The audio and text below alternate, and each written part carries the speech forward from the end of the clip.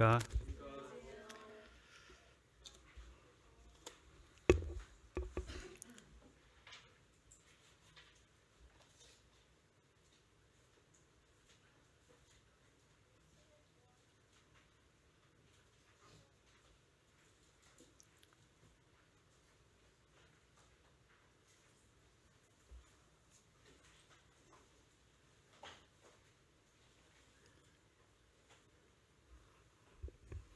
네, 화면 보이시죠?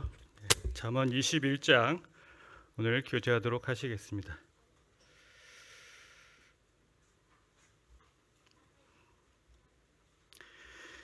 네, 여러 가지 말씀들이 비슷한 것들이 많기 때문에 제가 임의로 같이 섞어서 교제를 나누도록 하겠습니다. 잠언 21장 1절, 30절, 31절은 하나님의 주권에 대해서 말씀하고 계십니다. 1절 보시겠습니다. 왕의 마음이 여호와의 손에 있음이 마치 봇물과 같아서 그가 임의로 인도하시느니라. 이 말씀은 여호와는 농부시며 왕의 마음은 농부가 마음대로 바꿀 수 있는 수로와 같다. 그러니까 봇물이 여러분 시골에 가시면 그 보 있죠? 저수지 그 물을 농부가 끌어다가 수로를 만들어서 뭐 옥수수밭에 되든지 포도밭에 되든지 그렇게 되는 거죠. 그래서 왕의 마음을 여호와께서 이렇게 임의로 인도하신다는 말씀입니다. 어떤 군주 지도자도 하나님과 무관하게 독립적으로 행동할 수 없는 것을 말씀하고 있습니다. 결국 이 말씀은 지도자의 통치에 순종하라는 말씀도 되겠죠. 그 지도자가 마음에 들던 마음에 들지 않던 좋은 일을 하건 악한 일을 하건 순종해야 됩니다. 물론 뭐 의견은 이야기할 수 있지만 끝까지 자기 주장을 관철하려는 것은 옳지 않은 태도입니다.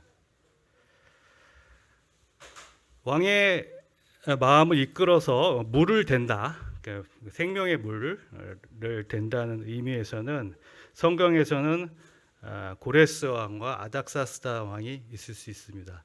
이 사람들은 이스라엘을 해방해준, 풀려나게 해준 이런 왕들이죠. 그리고 성전을 짓게 해준 왕들입니다. 하나님께서 마음을 움직이셔서 이렇게 물을 이스라엘에게 이렇게 대주시는 것 같은 그런 이미지를 알 수가 있습니다. 30절 지혜로도 못하고 명철로도 못하고 모략으로도 여호와를 당하지 못하느니라. 31절 싸울 나를 위하여 마병을 예비하거니와 이김은 여호와께 있느니라. 근데 사실 솔로몬은 병거를 한 1400개까지 늘렸지만 비판을 받고 있죠. 왜냐하면 신명기에 보면 왕은 병마를 많이 두지 말 것이요 병마를 많이 얻으려고 그 백성을 애굽으로 돌아가게 하지 말 것이다. 이 말씀이 있었습니다. 다윗은 이 말씀을 아주 철저하게 지켰죠. 많은 군대로 구원 얻은 왕이 없으며 용사가 힘이 세어도 스스로 구원하지 못하는도다. 구원하는 데에는 군마는 헛되며 군대가 많다 하여도 능히 구하지 못하는도다. 다윗은 소바왕 하다데살과 전쟁에서 승리하고 그 전리품으로 병마와 병거를 수천 개를 얻을 수 있었습니다. 그렇지만 200마리만 남기고 힘줄을 다 잘라버렸죠. 굉장히 엄청난 믿음입니다. 하나님을 의지하는 믿음이죠. 여기서 병마, 병거는 첨단 무기로 볼 수도 있습니다. 우리나라로 지금 K2 전차 이 정도 되겠죠. 그렇지만 하나님을 의지하면서 나간다. 왜? 전쟁이 하나님께 달려있기 때문입니다. 마찬가지로 이사야도 마병을 의지하지 않을 것을, 여호와를 의지할 것을 이야기하고 있습니다. 3절, 21절, 27절은 제사와 공의에 대해서 말씀하고 있습니다. 3절 공의와 정의를 행하는 것은 제사 드리는 것보다 여호와께서 기쁘게 여기시느니라. 21절 공의와 인자를 따라 구하는 자는 생명과 공의와 영광을 얻느니라. 27절 악인의 재물은 본래 가증하거든 하물며 악한 뜻으로 드리는 것이랴. 하나님께서 기뻐하시는 잠언의 목표는 공의와 정의를 행하는 것입니다. 제사 의식의 목적은 회개를 통한 정의와 인자를 행하는 것입니다. 악인은 자신의 죄악을 알지 못하고 의무와 의식을 통해 자신을 높이고 드러내기 위해서 제물을 드렸습니다. 바리새인을 볼 수가 있죠. 그런 예를. 여기 27절 악인의 제물은 본래 가증하다 하물며 악한 뜻으로 드리는 것이랴. 이 예가 잠언 7장 13절에서 14절에 음란한 여인이 나오죠. 그 여인이 젊은이를 유혹하면서 하는 말이 있습니다. 그 여인이 그를 붙잡고 그에게 입맞추며 부끄러움을 모르는 얼굴로 그에게 말하되 내가 화목제를 드려 서원한 것을 오늘 갚았노라. 자기의 어떠한 죄악을 무마하고 덮어버리면서 악을 행하는 모습이죠. 악인의 재물을 말하고 있습니다. 하지만 십자가는 나를 발가벗기고 의와 용서, 자비를 향하게 합니다. 십자가만큼 나를 잘 드러내는 것이 없죠.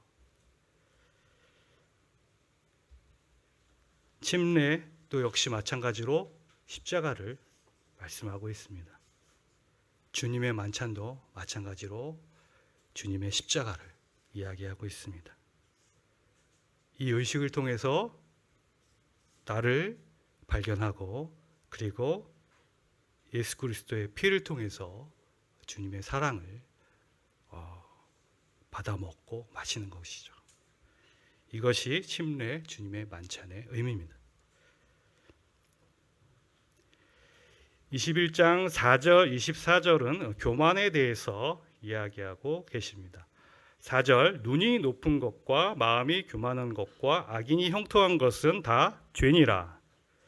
24절 무례하고 교만한 자를 이름하여 망령된 자라 하나니 이는 넘치는 교만으로 행함이니라. 눈이 높고 교만하고 무례한 원인은 자신을 높게 평가하고 다른 사람을 자신보다 낮고 하찮게 여기기 때문입니다. 그래서 시비를 걸고 다툼을 일으키죠. 무례하게 이야기합니다. 교만한 자는 자신이 비판당할 때 자신을 지적하는 사람을 조롱하면서 스스로를 보호합니다. 그 C.S. 루이스 아주 유명한 변증학의 대가라고 할 수 있죠. 이분이 이렇게 말한 게 굉장히 인상 깊습니다. 겸손이란 자신을 낮추는 것이 아니라 자신에 대해 덜 생각하는 것이다. 그렇죠. 여러분 얼마나 자신에 대해서 많이 생각하시고 계십니까? 돌아볼 말이라고 생각이 듭니다. 잠언 21장 5절, 6절, 17절, 20절, 25절은 부와 낭비에 대해서 말씀하고 계십니다. 5절 부지런한 자의 경영은 풍부함에 이를 것이나 조급한 자는 궁핍함에 이를 따름이니라. 여기서 부지런한 자라는 말은 뜻은 결의가 굳은 자라는 말입니다. 목표가 분명하다는 자라는 뜻이죠. 경영은 계획을 세운다는 이야기입니다. 여러분 부자가 괜히 되는 게 아닙니다. 목표가 있습니다. 분명한 목표가 있고 철저한 계획이 있습니다.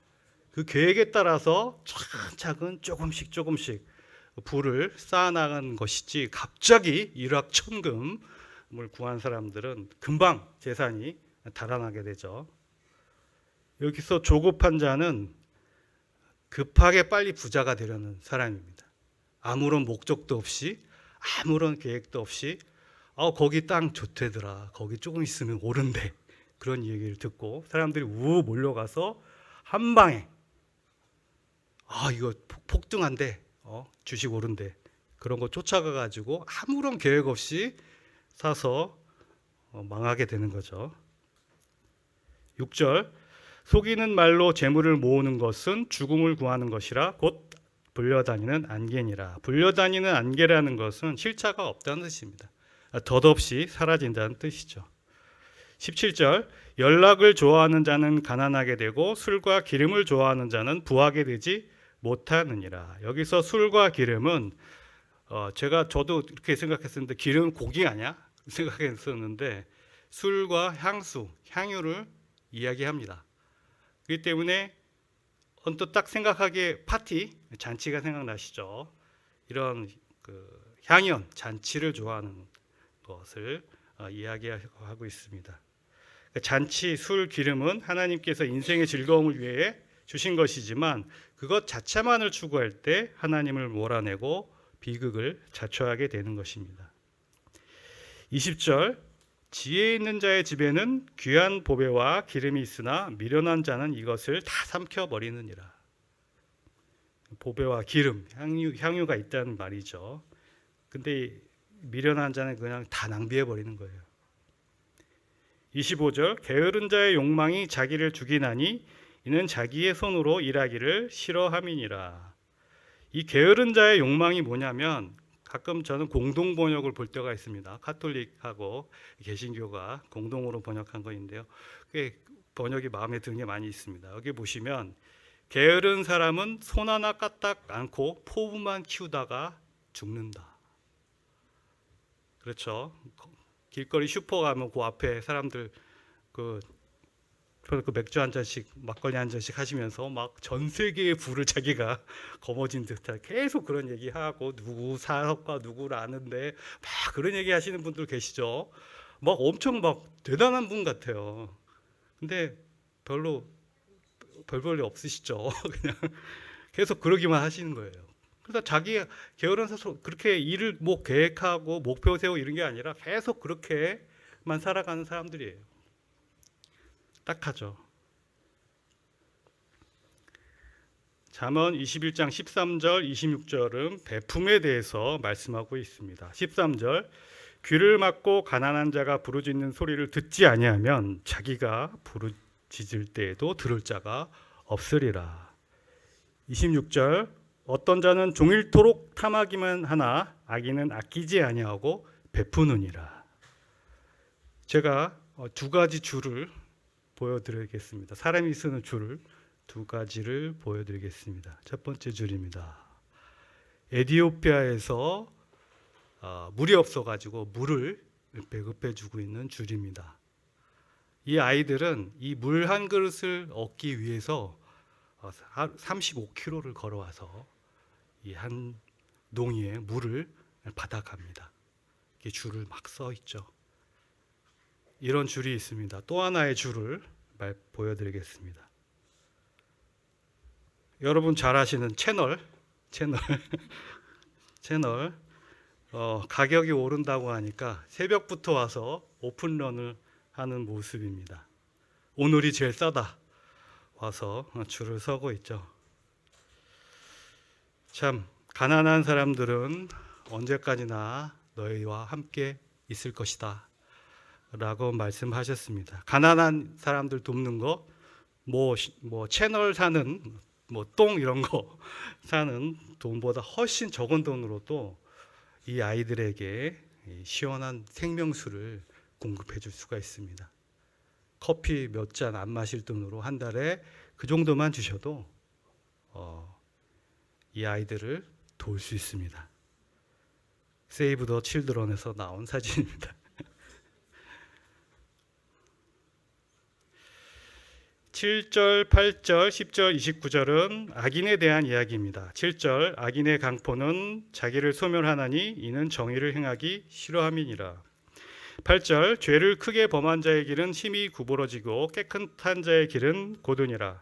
10절 악인의 마음은 남의 재앙을 원하나니 그 이웃도 그 앞에서 은혜를 입지 못하느니라. 29절 악인은 자기의 얼굴을 굳게 하나 정직한 자는 자기의 행위를 삼가느니라.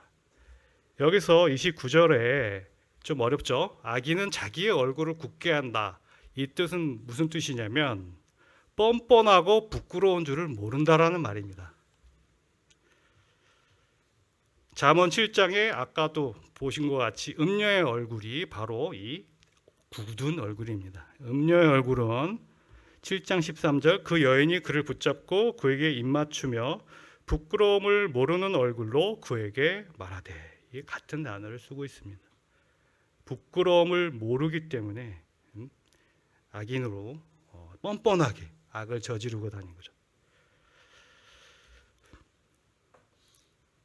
21장 9절, 19절 똑같은 말씀, 다투는 여인에 대해서 교제하겠습니다. 요즘에 이 가정, 부부에 대해서 이슈가 있어서 여긴 조금 길게 하겠습니다. 9절, 다투는 여인과 함께 큰 집에서 사는 것보다 움막에서 사는 것이 나으니라. 19절, 다투며 성내는 여인과 함께 사는 것보다 광야에서 사는 것이 나으니라. 제가 아까 공동 번역이 제가 마음에 든다고 말씀드렸는데, 공동 번역은 너무 잘 번역을 했어요. 9절, 바가지 긁는 아내와 큰 집에 사는 것보다 다락 한 구석에 사는 편이 낫다. 아내가 집의 주인이 된 거죠, 그렇죠? 남편이 구석에서 쫓겨나고. 저 남편 어떻습니까? 아침에 만원 지하철 타가지고 땀 펄 흘리면서 이렇게 막 타가지고, 그것도 막 거의 올라가서 가서 하루 종일 지적당하고 자존심 꾸기고 정말 싫은 사람 앞에서 웃어야 되고, 어우 잘하십니다, 좋습니다. 이런, 그리고 자존감 확 상해가지고 또 지하철 타고 와요. 와서 집에 왔는데 또 사장님이 집에 계세요. 그죠? 사장님이 또 지적하고 막 잔소리하고, 마음이 불편해. 집은 편한 곳이고 내가 가서 팍 뻗고 해야 되는데 쉬질 못한다는 거죠. 제가 사우나를 좋아하는데, 사우나 한 서너 군데 가면 꼭 한두 군데에서 그 텔레비에서 그 50대 아저씨들이 딱 이렇게 계란 까먹으면서 보는 프로가 있어요. 뭘까요? 나는 자연인이다. 그거 보고 있어요, 계속. 아니면 뉴스, 둘 중에 하나예요. 그렇게 해서 보고 있어요. 종편 틀면 이거 나는 자연이다 재방송 굉장히 많이 하죠. 어디 다 있어요. 혼자 살고 싶은 거예요. 편하게. 동경하는 거예요. 50대 남성들이.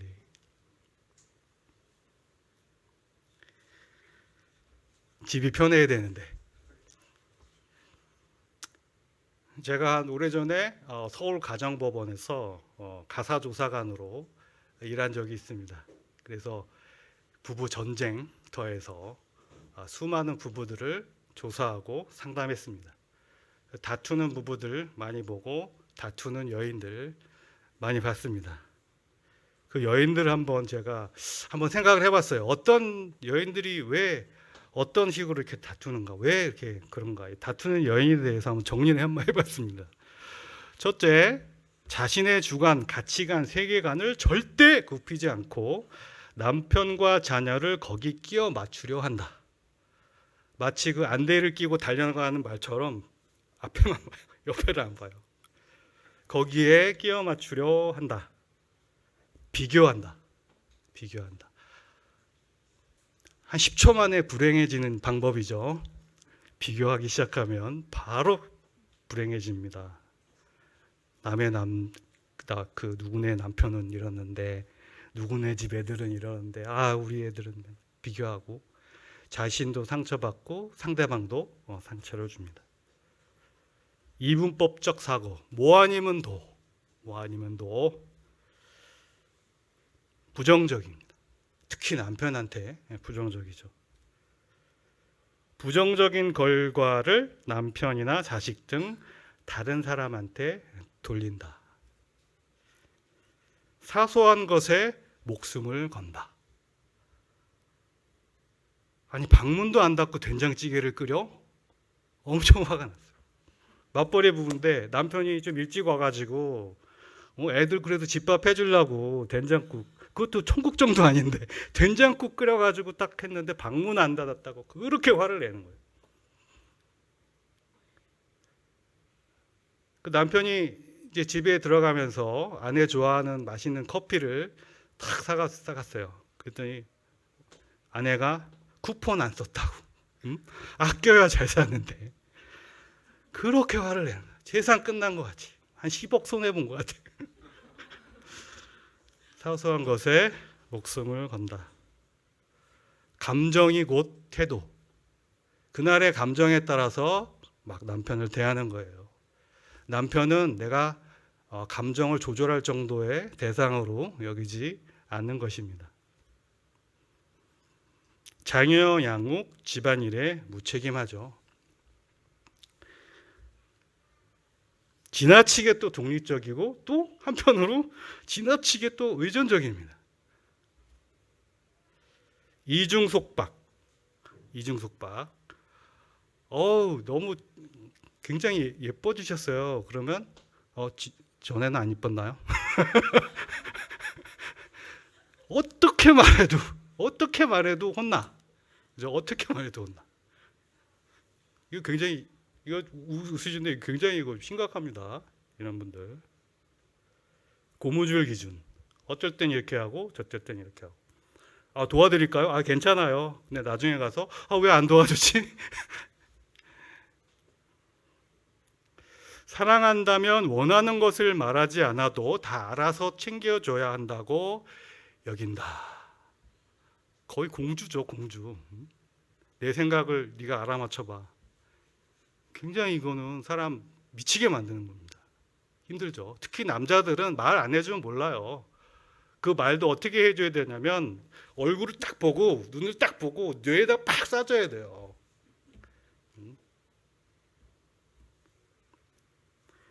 남편이 자신의 기준대로 해줘야 한다고 여긴다. 그런데 그 기준이 뭔지 자신도 잘 모른다. 그때 막 내 기준이 막 달라지는 거예요.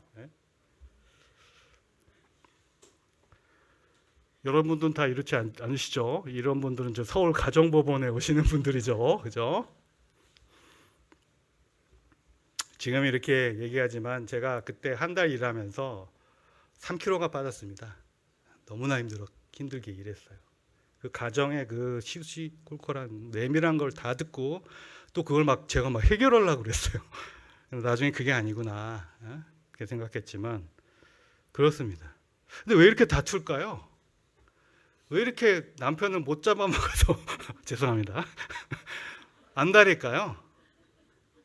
제가 성경적 답변을 드리겠습니다. 원래 그런 겁니다. 원래 그런 겁니다. 원래 창세기 3장 16절 원래 또 여자에게 이르시되 내가 네게 임신하는 고통을 크게 더하리니 내가 수고하고 자식을 낳을 것이며. 임신하는 고통과 같이 원래 그런 겁니다. 왜? 너는 남편을 원하고 남편은 너를 다스릴 것이니라. 타락하고 징계를 받아서 그렇게 사는 겁니다. 뭔지도 모르고 그냥 막 싸우는 거예요. 그냥. 그러면서 나만 제일 불행한 거예요. 하지만 원래 그런 겁니다. 우리 집만 그런 게 아니에요. 여기에 너는 남편을 원하고 남편은 너를 다스릴 것이니라. 이 말씀이 좀 어렵죠. 원하고 다스리고 이게 왜 문제가 되지? 그래서 좀 제가 연구를 했죠. 단연간. 개역개정 너는 남편을 원하고 남편은 너를 다스릴 것이니라 하시고, 이 히브리어로 이게 저도 참 히브리어 잘 못했는데 채택 이런 뜻입니다. 개역 한글은 너는 남편을 사모하고 남편은 너를 다스릴 것이니라 하시고, 남편을 사모하는데 왜 이렇게 힘들지?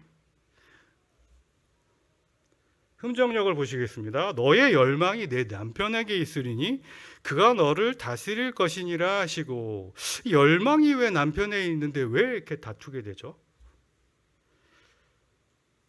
이 원하고 사모하고 열망, 이 같은 단어가 가인이 아벨을 살인하기 전에 하나님께서 경고하신 말씀과 그 단어가 똑같습니다. 죄가 너를 원하나 너는 죄를 다스릴지니라. 이 뜻이 뭐냐면, 새 번역을 보시면 죄가 너를 지배하려고 한다. 너는 그 죄를 잘 다스려야 한다. 이런 뜻입니다. 다시 한번 그렇게 보시면 세 번역을 보시겠습니다. 네가 남편을 지배하려고 해도 남편이 너를 다스릴 것이다. 아까 공동번역이 제 마음에 든다고 하셨죠? 바가지. 공동번역이 참 번역을 잘한 것 같습니다. 남편을 마음대로 주무르고 싶겠지만 도리어 남편의 손아귀에 들리라. 웃으시는 분은 굉장히 공감하신다는 뜻으로 알겠습니다. 마음대로 주무르고 싶은 거예요. 마음대로 주무르고 싶은 거예요. 근데 어떻게 됩니까? 남편이 이제 다스리는 거예요. 찍어 누르는 거예요. 압박하는 거예요. 그러니까 서로 주도권 다툼 막 싸우는 거예요. 이렇게 해야 돼, 저렇게 해야 돼. 또 같은 단어가 아가서에 나옵니다. 나는 내 사랑하는 자에게 속하였도다. 그가 나를 사모하는구나. 공동번역도 참, 공동번역 제가 여기다 안 썼는데 깜빡하고 안 했는데, 이 몸은 당신의 것, 뭐 이렇게 나를 사모한다. 이 뜻도 됩니다. 그러니까 두 가지 감정이에요. 막 주무르고 싶은데 또 사모해.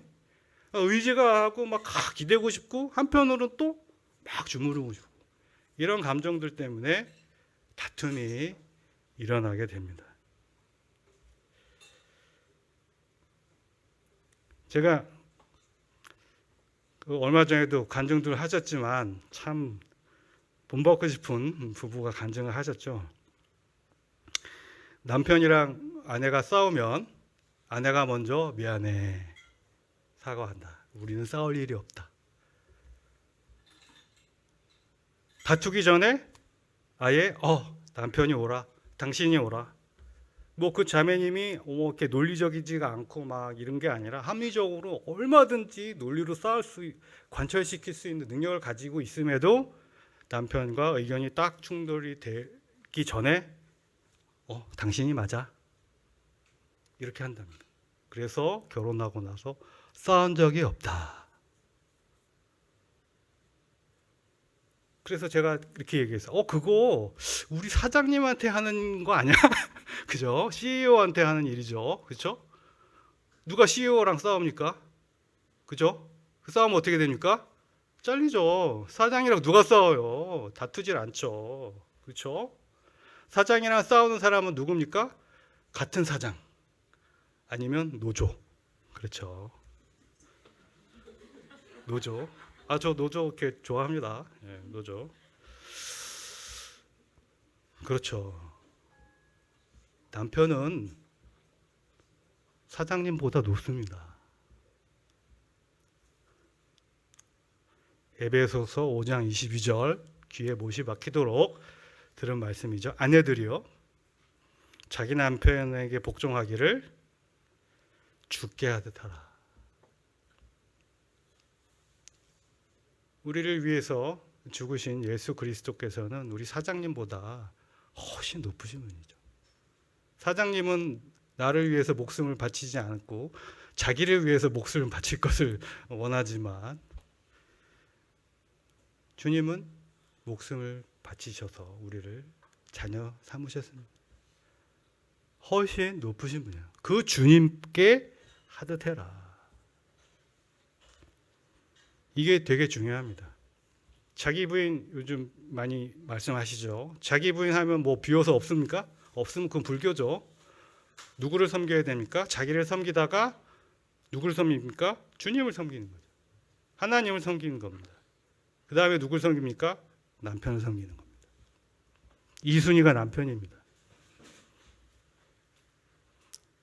정말?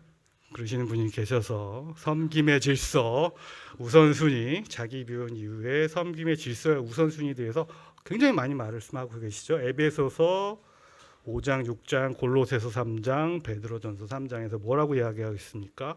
그 섬김의 우선순위가 나옵니다. 첫째, 하나님 섬기죠. 그대로 말씀 순서입니다.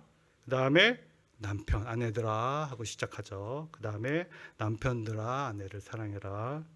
그 다음에 부모에게 순종해라. 그 다음에 너의 자녀를 노하게 하지 말라. 이 순서입니다. 이게 우선순위예요. 뭐 물에 빠지면 누구 먼저 구해 뭐 이런 거 말고 정말 진정한 순서입니다. 그런데 하나님 없는 가정은 어떻게 됩니까? 세상에 하나님 없는 가정은 1순위가 하나님은 없으니까 1순위가 자녀죠. 그렇죠. 자녀. 그 다음에 토리. 토리. 우리 토리. 그 토리입니다. 토리. 토리가 굉장히 순서가 높아요. 그 다음에 엄마. 그 다음에 마지막에 아빠. 남편 아내 없죠? 엄마하고 아빠뿐밖에 없습니다. 그러니까 힘든 거예요. 질서가 없으니까. 창조 질서를 한번 볼까요? 근거를 위해서 창조 질서를 한번 보겠습니다. 창조 질서는 보시겠습니다. 하나님 제일 위에서 하나님 말씀을 남자가 들어야 되고 여자는 남자 말을 들어야 됐고 동물은 사람 말을 들어야 되는 이게 창조 질서의 순서죠. 그런데 하나님 말씀 어기고 타락하니까 그 질서가 어떻게 됩니까? 부패하니까 역전되죠. 여자가 동물 말을 듣고 남자가 여자 말을 듣고 하나님은 맨 밑에예요. 하나님은 나빠. 하나님 나빠. 하나님 너무 음흉해. 우리를 괴롭히는 사람이야. 우리가 잘 나갈까 봐 막는 존재야. 이렇게 돼버린 겁니다. 여러분 이 질서 순서가 별거 아닌 것 같은데 이렇게 되면서 타락하면서 서로 분리되고 대립하고 질서가 무너지고 그렇게 되는 겁니다. 그래서 맨 처음에 아내들아 순종해라 그 말씀이 맨 처음에 나오는 겁니다. 가정을 세우고 허는 이야기 누가 헌다고요? 아내들이 헌다고 얘기가 나옵니다. 남편이 헌다는 얘기 안 나와요. 잠언에도 계속 나오잖아요. 그죠? 벌써 제가 이거 한 5군데 잠언에서 말씀드렸어요.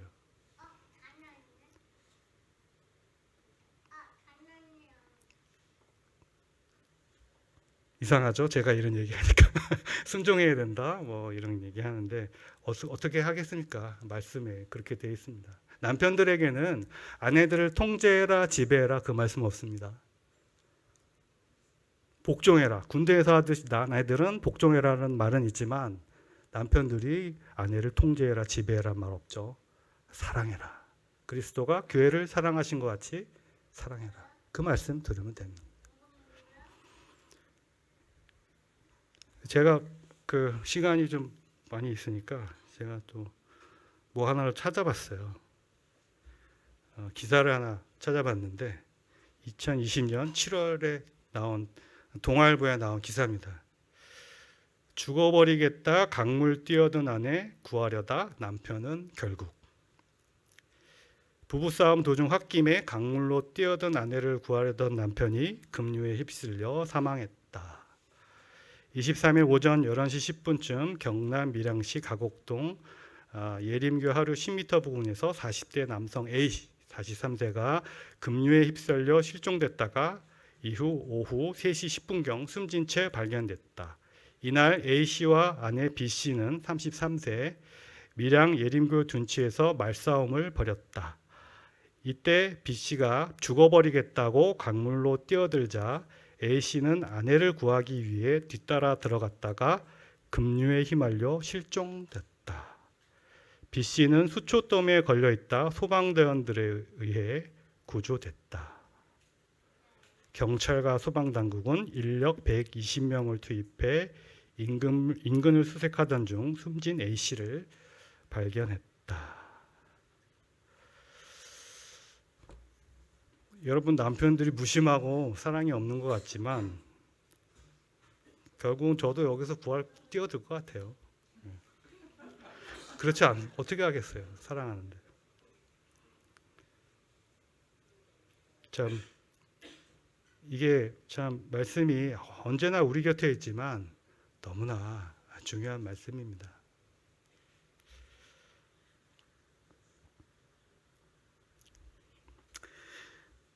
잠언 21장 11절에서 12절 악인의 결과에 대해서 말씀하고 있습니다. 여기에서 18절을 보시면 악인은 의인의 속전이 되고 사악한 자는 정직한 자의 대신이 되느니라. 이 말씀이 좀 어렵지 않습니까? 악인이 왜 의인의 속전이 되고 의인이 왜 뭔가 잘못한 게 있어서 이렇게 속전, 목숨값을 내놓는 건데 왜 이런 말이 나오나? 악인은 의인의 속전, 몸값이 된다는 이 말씀은 성경에서 찾아보면 이사야서 말씀이 있습니다. 제가 읽어보겠습니다. 대저 나는 여호와 내 하나님이요 이스라엘의 거룩한 이요 내 구원자임이라. 내가 애굽을 너의 속량물로 구스와 스바를 너를 대신하여 주었노라. 내가 내 눈에 보배롭고 존귀하며 내가 너를 사랑하였은즉 내가 내 대신 사람들을 내어주며 백성들이 내 생명을 대신하리니. 그러니까 이스라엘을 구하려고 이집트와 애굽과 구스와 스바를 고레스 왕에게 속전으로 줬다는 얘기입니다. 이 말씀은 하나님은 자기 백성을 위해서 지불하지 못할 대가가 없으시다는 거죠. 이스라엘을 구하기 위해서 이 세 개의 국가를 속전으로 지불해서 고레스에 정복되도록 하는 그런 하나님의 이 역사가 이 말씀에 있다고 볼 수가 있습니다.